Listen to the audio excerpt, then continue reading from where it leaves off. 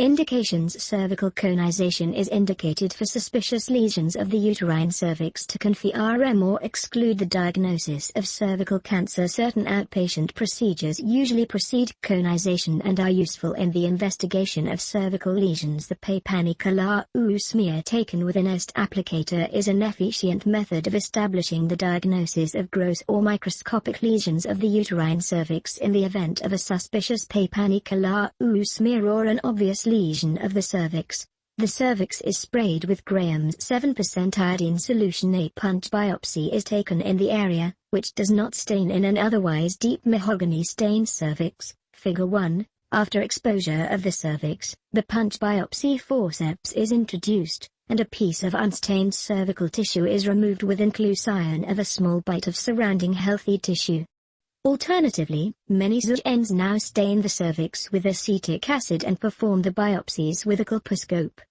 A suspicious or positive Peypanicolou smear and or positive punch biopsy necessitates operation with cold knife conization, the definitive diagnostic procedure for malignant lesions of the cervix. Anesthesia: either general or spinal anesthesia is given. Position: the patient is placed in a dorsal lithotomy position.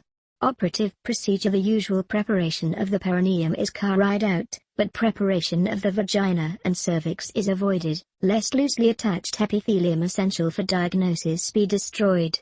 Even during the pelvic examination under anesthesia, the examiner's gloved fingers avoid the surface of the cervix. Following the pelvic examination, a speculum is inserted into the vagina and the anterior lip of the cervix is grasped with a single-toothed stenoculum. Dilatation and curettage is not performed before conization because it interferes with the lining of the endocervical canal and the squama-columnar junction, making a pathologic diagnosis more difficult. Details of procedure: the cervix may be sprayed with a 7% iodine solution for evidence of possible carcinoma. A garret retractor can be placed in the cervix for traction purposes. The surgeon maintains traction on the tenaculum as an incision is made with a number 11 triangular-shaped blade at a 45-degree angle toward the endocervical canal. The involved portion of the cervix is excised. Figure 2. The proximal 1.5 cm of the endocervix is also removed. Figure 3.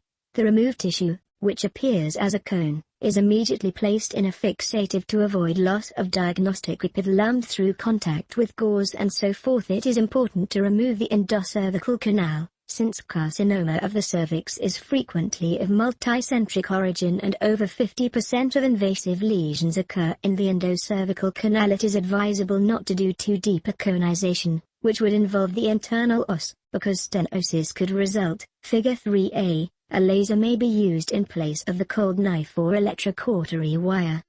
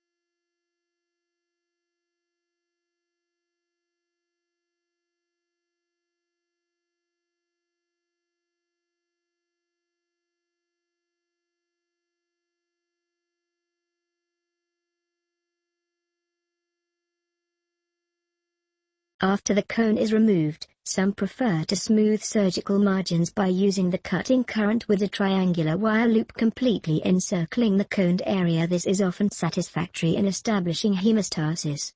The wire triangle is kept quite superficial. No effort is made to cut deeply into the body of the cervix. Individual points of hemorrhage are coagulated are necessary. The complete cone can be excised with the triangular wire loop, figures 4 and 4a. Persistent bleeding after cold knife conization is controlled by interrupted figure of 8 fine sutures in the presence of extensive chronic cystic cervicitis, especially when the cervix is hypertrophied. A more extensive conization or amputation of the cervix should be considered. A rim of mucosa at least 1 centimeter wide should be mobilized from the entire margins of the amputated cervix. Mobilized mucosa will be necessary to reconstruct the new cervix. Can be accomplished by the placement of anterior and posterior Sturmdorf sutures, figures 5 and 6. The proper placement of the rather complicated Sturmdorf stitch can be enhanced if a moderate-size Hanks dilator is inserted into the cervical canal. A cervical cutting needle is introduced approximately 2 cm from the cervical margin in the midline anteriorly and directed out over the Hanks dilator, figure 5. The mobilized mucosa in the midline anteriorly is grasped with forceps and a transverse bite is taken with the same needle, figure 5. The Hanks dilator is reinserted in order to assist mechanically in the proper placement of the needle within the cervical canal and back out in the midline anteriorly. The efficiency of this suture in inverting the anterior wall is tested by traction on the suture. Accuracy is essential, and the surgeon should not hesitate to replace the suture, figure 7. The patency of the reconstructed cervical canal is tested by the insertion of a Hanks dilator, figure 7a. A similar Sturmdorf suture is placed in the midline posteriorly again, with the Hanks dilator in the cervical canal to ensure its patency. The lateral margins of raw surface are closed with interrupted absorbable sutures. These lateral sutures should include the margins of the mucosa and a bite in the underlying cervix. 1 or 2 sutures on either side are usually sufficient, figure 8. It is preferred to leave no pack in the vagina, as good hemostasis should be obtained at the completion of the procedure. The patency and direction of the cervical canal are determined by the passage of a uterine sound. The cervix is dilated gently with a series of lubricated, graduated Higa dilators, and a systematic curettage is carried out, figures 9 and 10. For diagnostic curettage, dilatation up to a no 8 or 10 Higa is adequate. Largest sharp curette then can pass through the dilated cervix is gently inserted and passed to the fundus. The anterior wall is scraped until all endometrium is removed, then the posterior wall curettage is then repeated on the right and left walls, the fundus, and finally the uterine cornua. Following curettage of the uterus, persistent bleeding from the cold knife conization is controlled with figure of 8 sutures. Diagnostic conizations are of such limited scope that plastic reconstruction of the cervix is not required. Postoperative care in a cervical conization is most important. Wide and deep conizations of the internal os may be the source of cervical stenosis. Post-conization stenosis may be associated with the development of dysmenorrhea as well as sterility. Post-conization patients should be seen in the office in 6 weeks for dilatation of the cervix.